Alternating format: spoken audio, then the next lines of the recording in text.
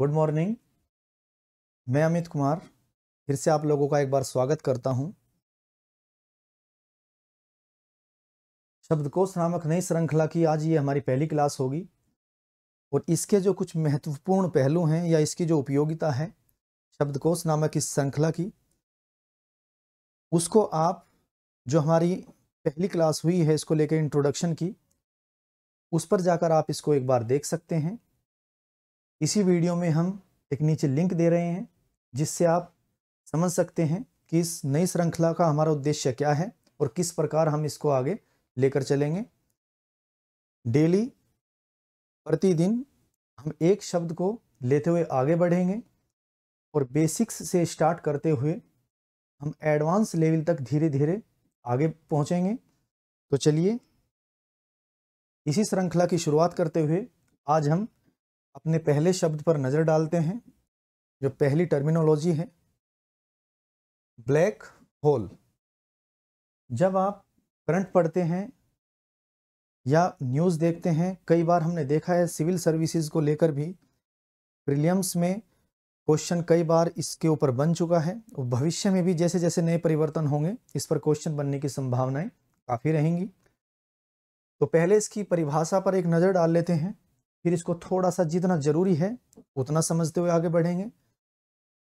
ये मैं इंट्रोडक्शन में भी आपको क्लियर कर चुका हूँ कि जो इसका पूरा मेथड है किसी भी शब्द का, पूरी जो यांत्रिकी है, पूरा जो मैकेनिज्म है वो हम क्लास में समझेंगे। केवल जितना ज़रूरी है उसी को समझते हुए हम आगे बढ़ेंगे। तो पारिभाषिक रूप में ब्लैक होल क्या है? अंतरिक्ष में ऐसा स्थान जहां गुरुत्वाकर्षण यानी कि ग्रेविटी इतना अधिक होता है कि प्रकाश का परावर्तन भी नहीं हो सकता, ब्लैक होल कहलाता है। अब आपके मन में सवाल उठ रहा होगा कि ये दिखने में कैसा है, इसका स्वरूप क्या है, इसकी प्रकृति क्या है। तो स्वरूप के बारे में तो अभी साइंटिस्ट के सामने भी ये सवाल है, ये भविष्य की गोद में भी ये प्रश्न रखा हुआ है, ये दिखता कैसे है। क्योंकि जैसा कि आप परिभाषा से ही वाकिफ हैं कि प्रकाश का परावर्तन भी यानी कि प्रकाश भी यहाँ से लौटकर नहीं जा सकता है, इतनी ज़्यादा ग्रेविटी ब्लैक होल्स की होती है।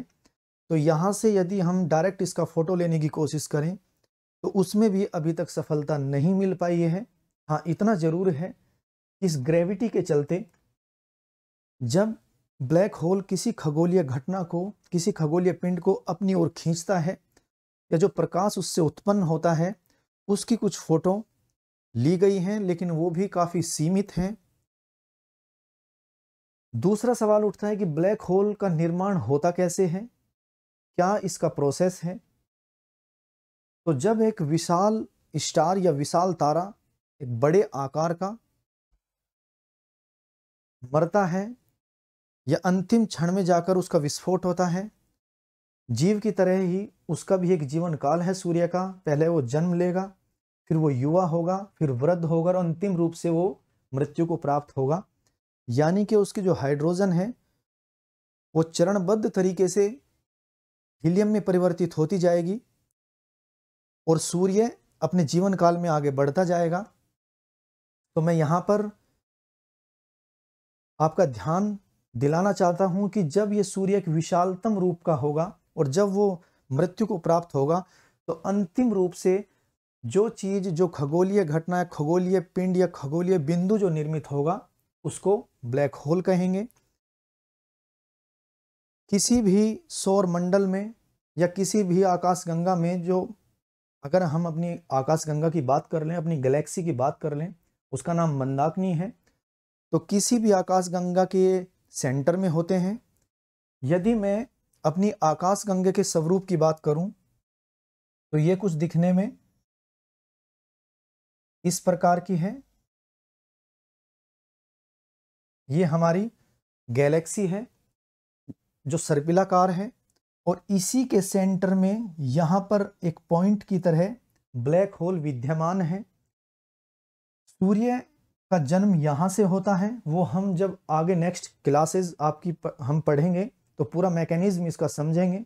कि किस प्रकार से ये चीजें घटती हैं। ये सूर्य आगे बढ़ते हुए और अंतिम रूप से जब सूर्य यहां पहुंचेगा तो ब्लैक वामन, ब्लैक ड्वार्फ में परिवर्तित होकर ब्लैक होल में समा जाएगा।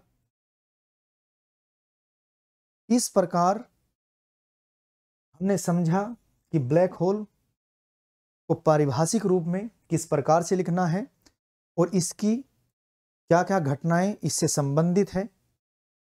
तो आज हम इस क्लास को यहीं रोकते हैं। एक नए शब्द के साथ हम अगली क्लास में फिर उपस्थित होंगे। यदि आपका कोई शब्द ऐसा आपके सामने आ रहा है जिसको समझना बहुत जरूरी है तो आप कमेंट करके भी हमें लिख सकते हैं। जैसे जैसे क्लासेस आगे बढ़ेंगी आपको इसकी अहमियत धीरे धीरे पता चलेगी। तो चलिए मिलते हैं नेक्स्ट क्लास में। धन्यवाद। Thank you.